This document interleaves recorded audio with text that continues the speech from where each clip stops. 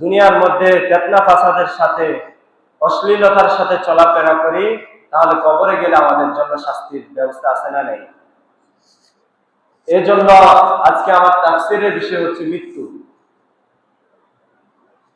এই দুনিয়ার মধ্যে মানুষ সারা জীবনের জন্য থাকতে আসে নাই। আল্লাহ তাআলা বলেন, কুল্লু নাফসিন যায়িকাতুল মাউত, প্রত্যেক প্রাণীকেই মৃত্যুর স্বাদ গ্রহণ করতে হবে। এখানে শুধু আল্লাহ তাআলা মানুষের কথা বলে নাই, গাছ বলেন, পশু বলেন, পাখি বলেন, আসমানের চন্দ্র বলেন, সূর্য বলেন, ফেরেশতা, এমনকি ফেরেশতাদেরকে মৃত্যুবরণ করতে হবে। আজ নয় কাল ফেরেশতাদেরকে মৃত্যুবরণ করতে হবে। আল্লাহ তাআলা যখন কিয়ামতের ময়দানে সমস্ত মানুষকে দুনিয়া থেকে নিয়ে যাবেন, সকল মানুষদেরকে দুনিয়া থেকে নিয়ে যাবে, সকল মানুষের রূহগুলো কবজ করা হবে, সমস্ত মাখলুকাতের রূহগুলো কবজ করা হবে। তখন আল্লাহ তাআলা বলবে, ফেরেশতাকে বলবে, ও ফেরেশতা আজরাইল, দুনিয়ার জমিনে আর কে আছে? ফেরেশতা আজরাইল বলবে, আল্লাহ, দুনিয়ার জমিনে সকল শেষ, সবকিছু শেষ, শুধু ফেরেশতারা আছে আর আপনি আল্লাহ আছেন। আল্লাহ তাআলা বলবেন, সকল ফেরেশতার রূহগুলো নিয়ে আসো। এইভাবে করে সকল ফেরেশতার রূহগুলো নিয়ে আসা হবে। সকল ফেরেশতার রূহগুলো নিয়ে আসার পরে আল্লাহ তাআলা বলবে, আর কে আছেন? তখন ফেরেশতা আজরাইল বলবেন, ও আল্লাহ, সকল ফেরেশতার রূহ নিয়ে আসছি, এখন শুধুমাত্র 4 জন প্রধান ফেরেশতা বাকি আছে, তাদের রূহ নিয়ে আসি নাই। আল্লাহ তাআলা বলবে, ওই 3 জনের রূহ নিয়ে আসো। ওই 3 জনের রূহ আনার পর আল্লাহ তাআলা বলবে, আর কে আছে দুনিয়ার জমিনে? এই পৃথিবীর মধ্যে আর কে আছে? আল্লাহ তাআলা, আজরাইল ভাববে, আল্লাহ তাআলা তো এখন শুধু আমি আর আল্লাহ আছে, আর দুনিয়ার জমিনে কেউ নাই, আল্লাহ তো আমার জান নেবে না। যখন বলবে আল্লাহ, আল্লাহ, দুনিয়ার জমিনে আমি আছি আর আপনি আছেন, আর কেউ নাই, আল্লাহ তাআলা তখনই আজরাইলকে বলবেন, আজরাইল, এবার তুই মর, এবার তুই মর। আজরাইল, কিতাবে আসছে, আজরাইল যখন এই কথাটা শুনবে, এমন ভাবে চিৎকার দিবে, যার চিৎকারে মানে সিংহা ফু দিলে যে আওয়াজ হবে, ওর চেয়ে বিকট শব্দে আওয়াজ হবে। দুনিয়াটা এর চেয়ে বিকট শব্দে আওয়াজ হবে। তখন আজরাইলকেও নিয়ে যাবেন আল্লাহ তাআলা। এরপর আল্লাহ তাআলা বলবেন, এই ক্ষমতাশালীরা কোথায়? এই দুনিয়ার জমিনের প্রভাবশালীরা তোমরা কোথায়? এখন আসো আমার সামনে এসে দাম্পত্য জীবন নিয়ে চলো, আমার সামনে এসে গর্বিত হয়ে চলো। পারবে না কেউ। যখন আমরা মৃত্যুবরণ করব, আল্লাহ তাআলা কোরআনের মধ্যে সূরাতুল আল ইমরানের 145 নম্বর আয়াতে বলেন, ওয়ামা কানা লিনাফসিন আন তামুতা ইল্লা বিইذনিল্লাহি কিতাবান মুসাল্লাজা। আল্লাহ তাআলা বলেন, আমার হুকুম ছাড়া কেউ কে মারতে পারবে না, সেজন্য একটা সময় নির্ধারিত রয়েছে। এই দুনিয়ার জমিনে যদি আপনি চেষ্টা করেন একটা লোককে হত্যা করতেন, যদি আল্লাহ তাআলার নির্দেশ না থাকে, আপনি তাকে হত্যা করতে পারবেন না। আমরা বলি না, মাঝে মাঝে বলি না, আল্লাহর হুকুম ছাড়া একটা চুলও নড়ে না, কিন্তু বাস্তব। আপনি সর্বক্ষণিক আপনার সাথে 2 জন ফেরেশতা নিয়োজিত আছে, আছে না নাই? 2 কাজের 2 জন ফেরেশতা আছে না নাই? 2 জন ফেরেশতা আছে। একজনে আমাদের নেকগুলো লেখে, একজনে আমাদের গুনাহগুলো লেখে। যখন মানুষ গুনাহ করে ফেলে, দেখেন আল্লাহ তাআলা কতটা দয়ালু। যখন মানুষ গুনাহ করে ফেলে, তখন ওই ভালো ফেরেশতা যে লিখে, ভালোটা লিখে, ওকে বলে দেয়, যে খারাপটা লিখে ওকে বলে, তুমি এখন লিখো না, দেখো ওই লোকটা আল্লাহর কাছে ক্ষমা চায় কিনা, আল্লাহর কাছে ক্ষমা চায় কিনা। তখন 1 বার 2 বার 3 বার এভাবে করে অনেকবার দেখে আল্লাহর কাছে ক্ষমা চায় কিনা। যদি আল্লাহর কাছে ক্ষমা চায়, ওইটা লেখা হয় না। আর যদি আল্লাহর কাছে ক্ষমা না চায়, আল্লাহ তাআলা ওই ফেরেশতারা সাথে সাথে ওই গুনাহগুলো লিখে ফেলে। আল্লাহ তাআলা আমাদেরকে হেফাজত করুক বিভিন্ন গুনাহ থেকে। ফেরেশতা একবার দাউদ আলাইহিস সালাম আল্লাহকে বলেন, ও আল্লাহ, আমি দেখতে চাই তুমি মৃতকে কিভাবে জীবিত করো। কারণ তুমি তো বলছো তুমি দুনিয়ার জমিনে মানুষকে পাঠিয়েছ, আবার এই দুনিয়ার জমিন থেকে তুমি তাদেরকে নিয়ে যাবে, কিভাবে নিয়ে যাবে? আমরা যখন কবর দিয়ে একটা দোয়া পড়ি না, মিনহা খালাকনাকুম ওয়া ফিহা নুঈদুকুম ওয়া মিনহা নুখরিজুকুম তারাতান উখরা। আল্লাহ তাআলা এই আয়াতে বলছেন, তোমাকে যে মাটি থেকে আমি তৈরি করেছি তোমাকে সেই মাটিতেই যেতে হবে, আবার পুনরায় সেই মাটি থেকে তোমাকে আমি উত্তোলন করব। কাল কিয়ামতের ময়দানে সেই মাটি থেকে তোমাকে আবার তুলব। তখন দাউদ আলাইহিস সালামকে আল্লাহ বললেন, হে দাউদ, তুমি কি বিশ্বাস করো না? তুমি কি বিশ্বাস করো না আমি আল্লাহ যে মৃতকে জীবিত করতে পারি? দাউদ আলাইহিস সালাম বললেন, আল্লাহ আমি বিশ্বাস করি, তারপরও আমি একবার নিজের স্বচক্ষে দেখতে চাই। আল্লাহ তাআলা দাউদ আলাইহিস সালামকে বলেন, ও দাউদ, তুমি 4 রকমের পাখি পালো, 4 রকমের 4টা পাখি পালো। যখন এগুলো পোষা হয়ে যাবে, তোমার পোষা হওয়ার পর এগুলিকে জবাই করে প্রত্যেকটা পাখির মাংস একসাথ করে বিভিন্ন পাহাড়ের মধ্যে ছড়িয়ে দাও। দাউদ আলাইহিস সালাম কি করলেন? 4টা পাখি পাললেন। 4টা পাখি পালার পর 4টা পাখিকে যখন তার পোষা হয়ে গিয়েছে, 4টা পাখিকে জবাই করে দিয়ে দাউদ আলাইহিস সালাম বিভিন্ন পাহাড়ের মধ্যে পাখিগুলোর গোশগুলো ছিটিয়ে দিয়েছে। ছিটিয়ে দেওয়ার পর আল্লাহ তাআলা বলেন, ও দাউদ, এবার পাখিগুলোর নাম বলে ডাক দাও। সুবহানাল্লাহ। দাউদ আলাইহিস সালাম যখন পাখিগুলোর নাম ধরে ডাক দিল, প্রত্যেকটা পাখি দাউদ আলাইহিস সালামের হাতের মধ্যে চলে আসলেন। আল্লাহ তাআলা বলেন, ও দাউদ, তুমি কি দেখলে আমি আল্লাহ পুনরায় আবার প্রাণীকে জীবিত করতে পারি? আমি আবার পুনরায় প্রাণীকে জীবিত করতে পারি। কিন্তু আজকে আমরা অন্ধবিশ্বাস আছে না মুসলমানদের ভিতরে, নাস্তিকতার ছড়াছড়ি। আল্লাহ আছে নাই, আল্লাহ কি আছে দুনিয়ার জমিনে, এভাবে আমরা মুসলমানদের ভিতরে ছড়াছড়ি। মুসলমানদের ভিতরে কিন্তু এটা ঢুকাই দিতেছে।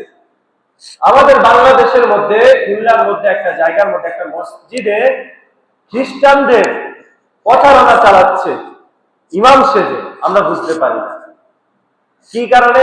কারণ এখন আমাদের দেশের মধ্যে সকল আলেম না, আলেমদের ভিতরে কিছু আলেম আছে, তাদের কারণে বোঝা যায় না কে ভালো কে খারাপ। তো ওকে যখন ধরছে, ও বলছে যে আমি মুসলিম, অথচ ওর আইডি কার্ডে দেখা যাচ্ছে হচ্ছে খ্রিস্টান। দেখেন আমাদের মুসলমানদেরকে কিভাবে তারা সরিয়ে দিচ্ছে ইসলাম থেকে। এই যে এখন দেখুন বর্তমানে বিশ্বকাপ চলছে, এই বিশ্বকাপের মাধ্যমে আমাদের ছেলেপেলেরা রাত্রে 12টা, 1টা, 2টা, 3টার দিকে খেলা দেখে, কিন্তু ফজরের নামাজ আসে না। ফজরের সময় আমাদের মসজিদগুলো খালি থাকে, জোহরের সময় আমাদের মসজিদগুলো খালি থাকে, আসরের সময় আমাদের মসজিদগুলো খালি থাকে। এইভাবে করে আমাদের যুব সমাজদেরকে ইহুদি নাসারারা বিভিন্ন মাধ্যম ইসলাম থেকে দূরে সরানোর জন্য বিভিন্ন ষড়যন্ত্র চালাচ্ছে। আরেকটা কিছু দেখতেছেন যে মুসলমানদেরকে খেলার মাধ্যমে, এই বিশ্বকাপের আড়ালে ফিলিস্তিনে আমাদের মুসলমান ভাইদের হত্যা করতেছে, অহরহ হচ্ছে। কারণ সবাই এখন মনোযোগ হচ্ছে খেলার দিকে। এই খেলার মাধ্যমে আমাদের ছেলে পেলেদেরকে, আমাদের যুব সমাজকে তারা ধ্বংস করে দিচ্ছে, মাদকাসক্ত করছে। আল্লাহ তাআলা আমাদের যুব সমাজকে মাদকাসক্ত থেকে হেফাজত করুন। তো দাউদ আলাইহিস সালাম যখন ডাক দিলেন, পাখিগুলো জীবিত হয়ে গেলেন। পাখিগুলো জীবিত হওয়ার পর দাউদ আলাইহিস সালাম সিজদায় পড়ে গেলেন, আল্লাহর কাছে সিজদায় পড়ে গেলেন আর বললেন, আল্লাহ তোমার কত সুন্দর, তোমার হাকিকত, তুমি কত সুন্দরভাবে মৃত প্রাণীকে তুমি জীবিত করতে পারো। এরপর আল্লাহ তাআলা বলেন, ইন্নাকা মাইয়িতুন ওয়া ইন্নাহুম মাইয়িতুন, নিশ্চয়ই আপনার মৃত্যু হবে এবং তাদেরও মৃত্যু হবে। নিশ্চয় আমারও মৃত্যু হবে, সকল প্রাণীরও মৃত্যু হবে। কুল ইন্নাল মাউতাল্লাযী তাফিররুনা মিনহু ফাইন্নাহু মুলাকীকুম تردون إلى عالم الغيب والشهادة فينبئكم بما كنتم تعملون আল্লাহ তাআলা বলেন আপনি বলে দিন হে নবী আপনি বলে দিন তোমরা যে মৃত্যু থেকে পলায়ন করছো সেই মৃত্যু অবশ্যই তোমাদের মুখোমুখি হবে আপনি দেখেন আপনি মৃত্যু থেকে পলায়ন করার জন্য যেখানেই যাবেন সেখানে আপনার মৃত্যু হবে হযরত আদম আলাইহিস সালামের সময় হযরত আদম আলাইহিস সালামের কাছে একজন পথিক গেল বলল আদম আমাকে এমন দূরে নিয়ে যাও যেইখানে মৃত্যু আমাকে পাবে না হযরত আদম আলাইহিস সালাম বাতাসকে ওয়াদা দিলেন বাতাস যাও যাও এই লোকটাকে 7 সাগর 13 নদীর ওই পারে নিয়ে রেখে আসো যেখানে তাকে মৃত্যু পাবে না আসলে কি তাকে মৃত্যু পাবে তাকে মৃত্যু পাবে ওইখানে রেখে আসলেন কিছুক্ষণ পর আদম হযরত সুলাইমান আলাইহিস সালামের কানে আসলো ওই লোকটার মৃত্যুর সংবাদ সুলাইমান আলাইহিস সালাম বললেন হাই হাই যে লোকটা মৃত্যু থেকে পলায়ন করার জন্য এক জায়গা থেকে 7 সাগর 13 নদী পাড়ি দিয়ে মৃত্যু থেকে পলায়ন করার জন্য দূরে চলে গেল দেখুন সেই লোকটার আজকে মৃত্যু হয়ে গেল সে মৃত্যু থেকে পলায়ন করার জন্য দূরে চলে গেছে কিন্তু আল্লাহ তাআলা সেখানেই তার মৃত্যু হয়েছে যেখানে তার যার মৃত্যু হওয়ার কথা সেখানেই তার মৃত্যু হবে এরপর অতঃপর তোমরা অদৃশ্যের জ্ঞানী আল্লাহর কাছে উপস্থিত হতে হবে তিনি তোমাদেরকে জানিয়ে দিবে সেই সব কর্ম যা তোমরা করতে এখানে কি বলছে যে তুমি দুনিয়ার জমিনে যেখানে গিয়ে পলায়ন করো সেখান থেকে তোমাকে মৃত্যু বরণ করে কার কাছে যেতে হবে আল্লাহর কাছে যেতে হবে এরপরে সেখানে যাওয়ার পর দুনিয়ার জমিনে তুমি কি করেছো সেটার জবাব দিতে হবে আল্লাহ তাআলার কাছে কিয়ামতের ময়দানে যদি আল্লাহ তাআলা আমাদেরকে 1 গ্লাস পানির হিসাব দিতে বলে আমরা দিতে পারবো না 1 গ্লাস পানির হিসাব আমরা দিতে পারবো না তাহলে কিসের এত অহংকারী কিসের এত তাকব্বুরি দুনিয়াতে ছাড়তেই হবে যে 20 তলা বিল্ডিং করছে সেও মাটিতে যেতে হবে যে টিনের ঘরে বা ছনের ঘরে থাকে সেও মাটিতে যেতে হবে এরপর আল্লাহ তাআলা বলেন ওয়ালাই ইউআখিরুল্লাহু নাফসান ইযা জাআ আজালুহা প্রত্যেক ব্যক্তি নির্ধারিত সময় উপস্থিত হবে তখন আল্লাহ তাআলা কাউকে অবকাশ দেবেন না আপনি মৃত্যুর সময় চলে আসছে এখন যদি আপনি ফেরেশতা আজরাইলের কাছে সময় চান আপনাকে সময় দেবে না হযরত মূসা আলাইহিস সালাতু ওয়াস সালাম একজন তেজি নবী যখন মূসা আলাইহিস সালামের রাগ হতো কিতাবে আসছে তার পাগড়ি ভেদ করে তার চুলগুলো বেরিয়ে যেত এত রাগ ছিল হযরত মূসা আলাইহিস সালামের কাছে আজরাইল আসলো মানুষের রূপ ধারণ করে এসে আজরাইলের কাছে এসে বলতেছে আল্লাহ তাআলা বলছে আপনাকে আপনার রূহ কবজ করার জন্য তখন মূসা আলাইহিস সালামের ছিল মেজাজ গরম বড্ড গরম ছিল মূসা আলাইহিস সালাম কি করলেন তাকে অনেক জোরে একটা থাপ্পড় দিয়ে দিলেন থাপ্পড় দেওয়ার সাথে সাথে মানে আজরাইলের ঢাল সব খুলে গেল তখন আল্লাহর কাছে গিয়ে বলতেছে আল্লাহ কোন নবীর কাছে পাঠাইছো যে আজরাইলকেও ভয় পায় তখন আল্লাহ তাআলা বললেন যাও মূসাকে গিয়ে বলো মূসা আমি আল্লাহ তাআলা তোমাকে হায়াত দিব একটা গরু আনো গরুর শরীরের মধ্যে তুমি হাত বুলিয়ে দাও এই শরীরের নিচে যতগুলো পশম আছে প্রত্যেকটা পশমের বিনিময়ে তোমাকে একটা বছর করে আমি হায়াত দিয়ে দেব মূসা আলাইহিস সালামের কাছে গিয়ে বলার পর মূসা আলাইহিস সালাম বললেন তারপরে কি হবে তখন আজরাইল বললেন তারপর আপনাকে মৃত্যুবরণ করতে হবে তখন মূসা আলাইহিস সালাম বললেন এখনই তুমি আমার রূহ কবজ করো সুবহানাল্লাহ আর আজকে আমরা দুনিয়ার জন্য শুধু বাঁচতে চাই আমরা শুধু গুনাহ ছাড়া ছিলেন নবীরা কিন্তু আজকে দেখা যায় আমাদের দেশের মধ্যে অনেকে বলে আমার গুনাহ নাই। আছে না এরকম লোক, আমার গুনাহ নাই বলে না? নাউযুবিল্লাহ, নাউযুবিল্লাহ। প্রত্যেকটা মানুষের গুনাহ আছে, হয়তো কেউ বেশি, কেউ সামান্য, আবার কেউ কম, কিন্তু প্রত্যেকটা মানুষেরই গুনাহ আছে। হাদিসে হযরত আবু হুরায়রা রাদিয়াল্লাহু তাআলা থেকে বর্ণিত, তিনি বলেন রাসূল সাল্লাল্লাহু আলাইহি ওয়াসাল্লামকে বলতে শুনেছি, তোমরা মৃত ব্যক্তিকে তাড়াতাড়ি দাফন করবে যদি সে সৎ কর্মশীল হয়, তবে তোমরা তাকে কল্যাণের নিকটবর্তী করে দিও। রাসূল সাল্লাল্লাহু আলাইহি ওয়াসাল্লাম বলতেছেন, তোমরা যখন একটা মানুষ মৃত্যুবরণ করে, মারা যায়, তোমরা তাকে দ্রুত কবর দিয়ে দাও। কিন্তু আজকে আমরা এরকম দেখা যাচ্ছে যে 4 দিন 5 দিন 1 মাস হয়ে যায়, কবর দেয় না।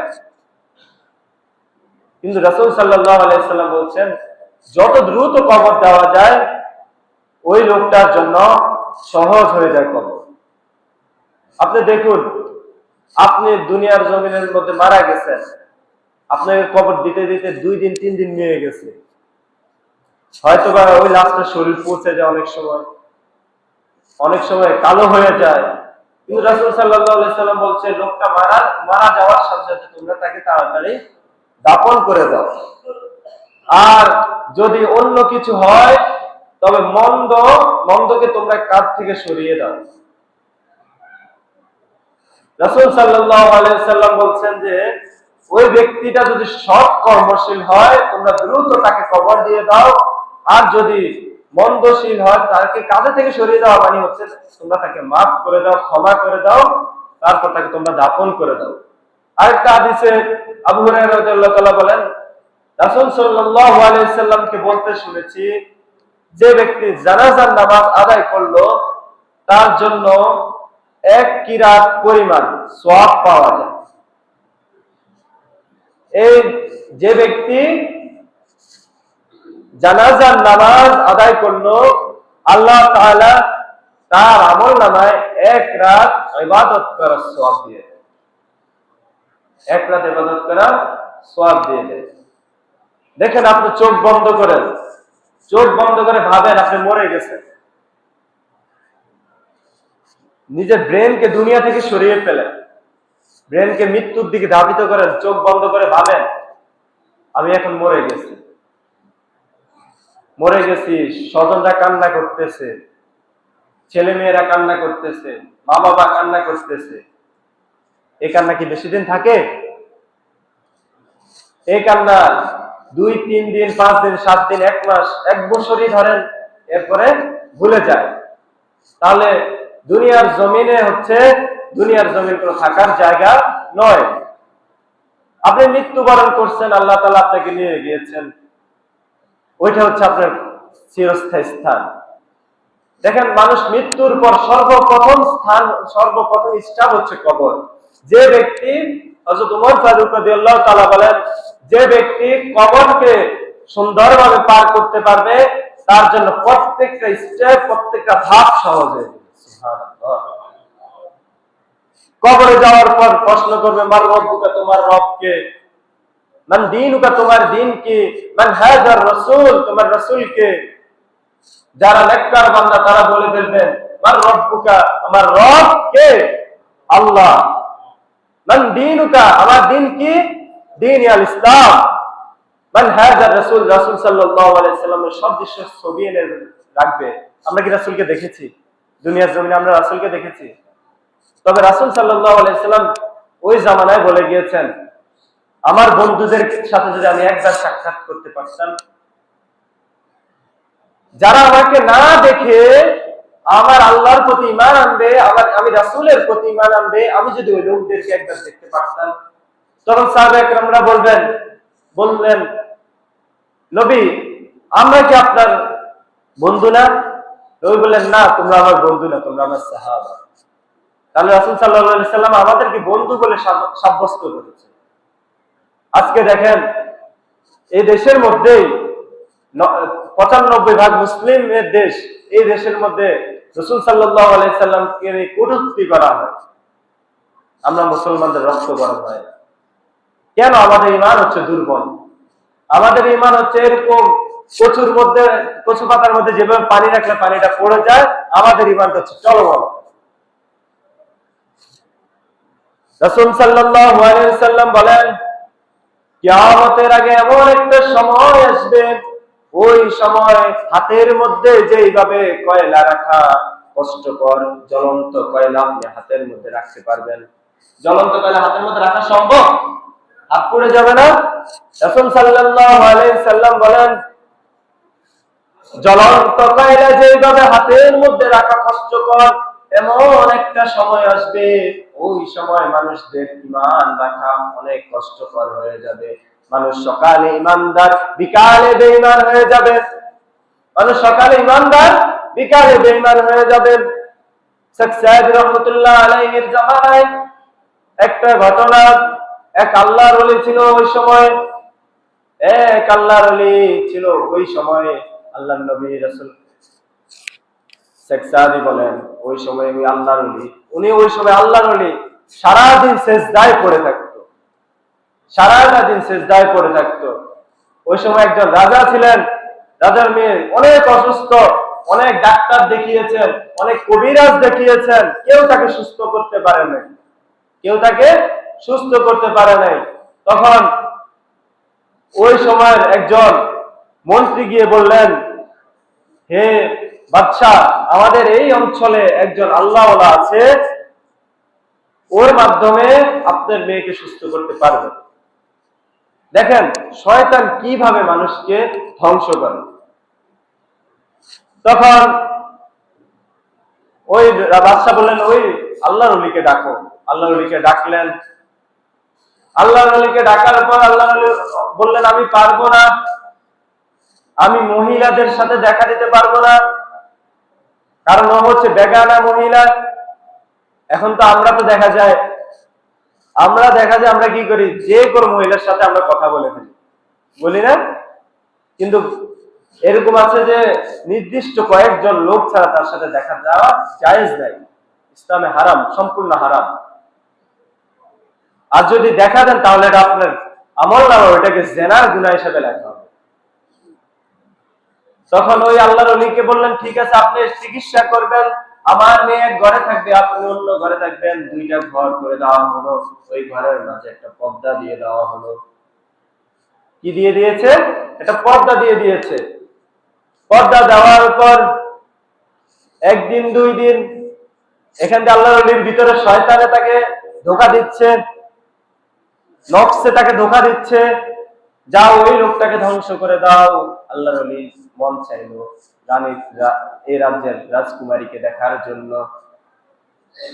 আস্তে আস্তে তাদের মধ্যে একটা প্রেমের সম্পর্ক হলো।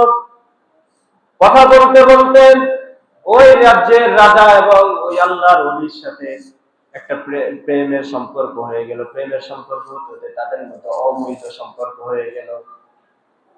অবৈধ সম্পর্ক হওয়ার পর ওই রাজকুমারীর গর্ভের মধ্যে সন্তান চলে আসলো। যখন চিকিৎসা শেষ হয়ে গেল, রাজার কাছে রাজকুমারী ফিরে গেল।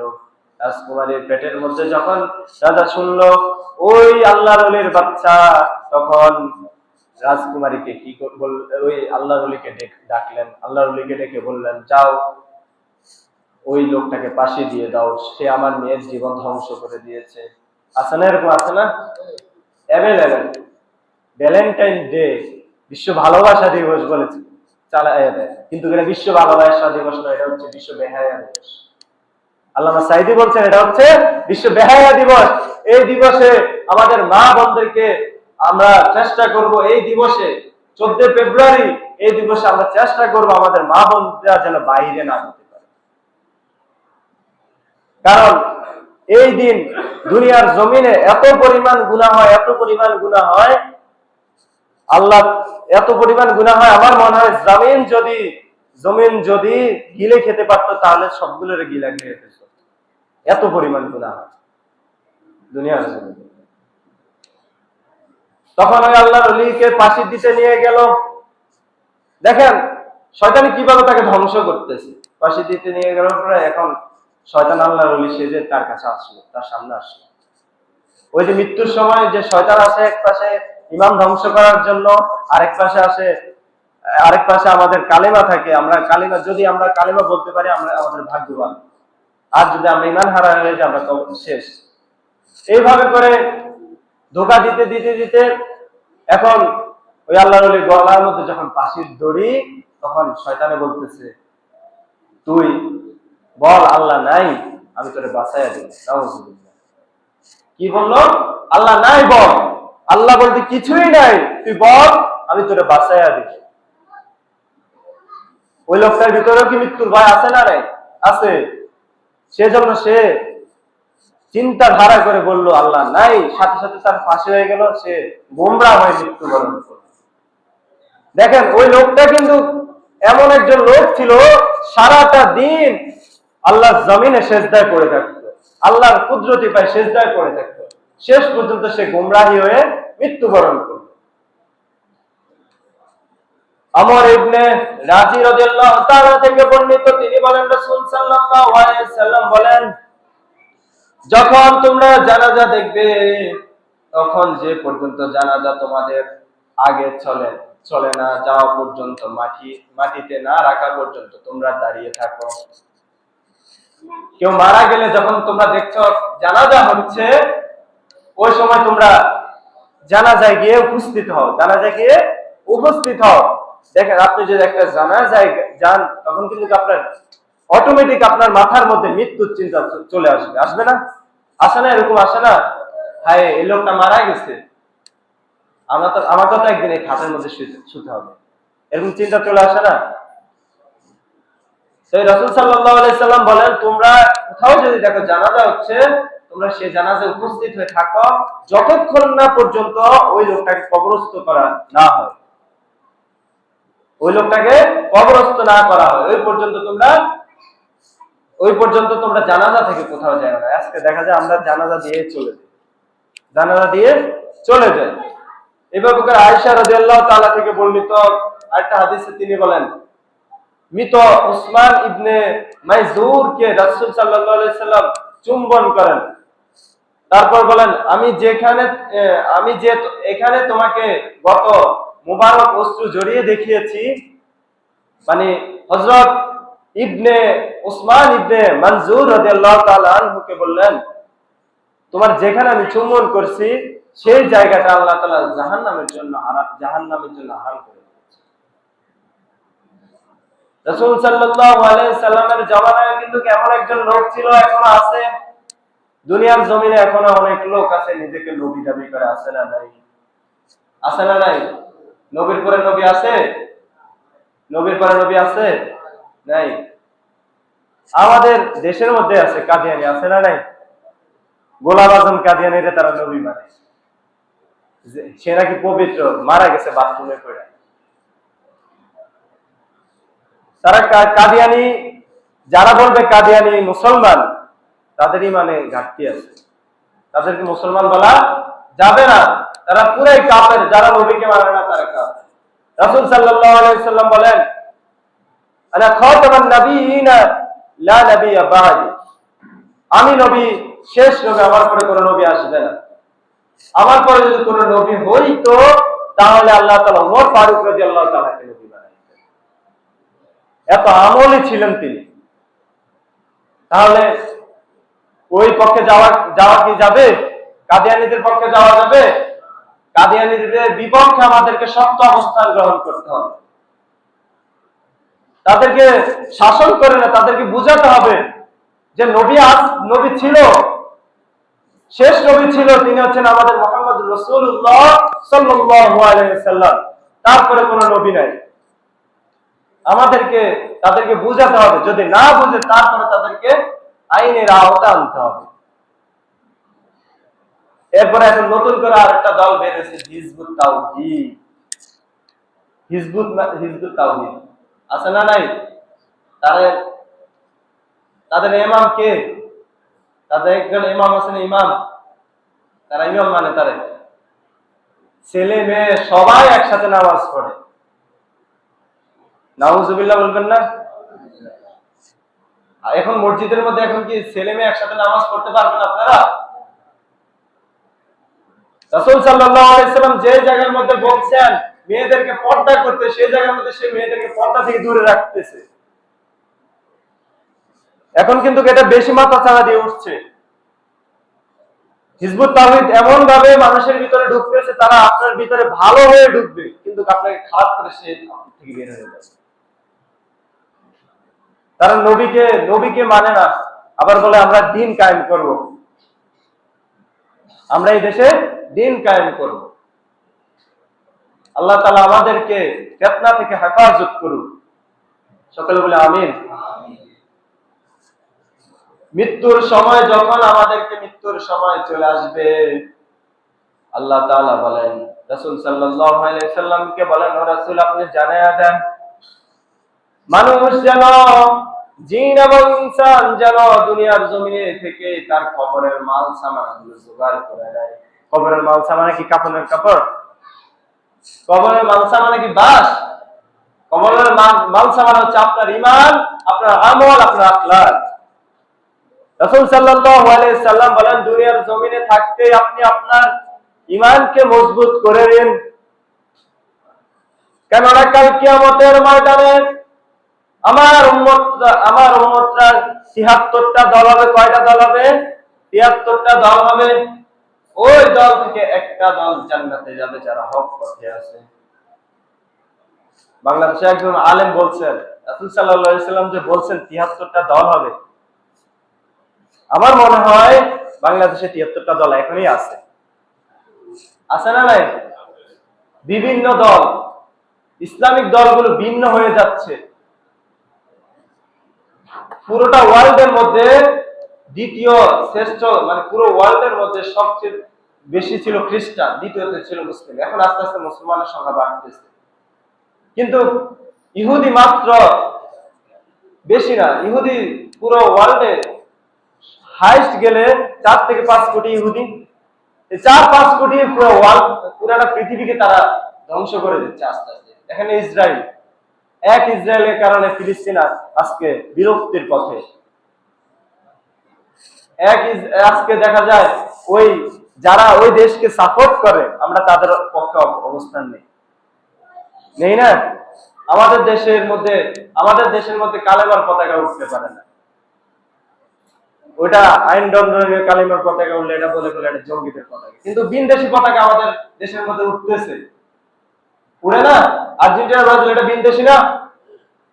এই যে যত টাকা দিয়ে আর্জেন্টিনা ব্রাজিলের পতাকা আপনারা কিনছেন, এই টাকাগুলো যদি একত্র করে ফিলিস্তিনের ভাইদেরকে দেওয়া হতো, তাহলে তাদের 1 মাসের খাদ্য সরবরাহ টাকা হয়ে যেত।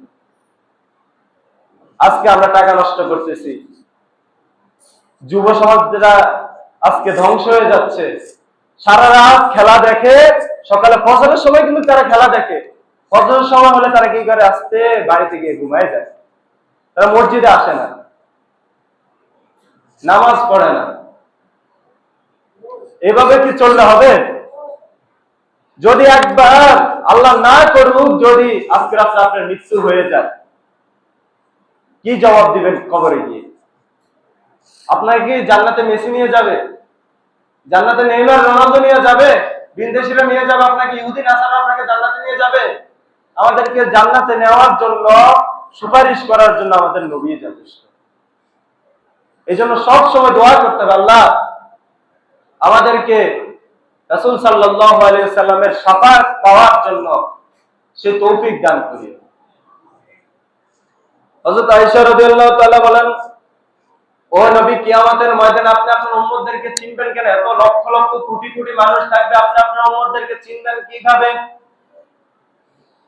আয়েশা রাদিয়াল্লাহু তাআলাকে নবী করিম সাল্লাল্লাহু আলাইহি সাল্লাম বলেন, ও নবী করিম সাল্লাল্লাহু আলাইহি সাল্লাম আয়েশাকে বলেন, ও আয়েশা, দুনিয়ার জমিনে যদি হাজার হাজার ঘোড়ার মাঝে একটা সাদা ঘোড়াকে রাখা হয়, ওই সাদা ঘোড়াকে যেইভাবে দেখে চিনে ফেলতে পারবে, কাল কিয়ামতের ময়দানে আমি আমার উম্মতকে ঠিক ওইভাবে চিনতে পারবো।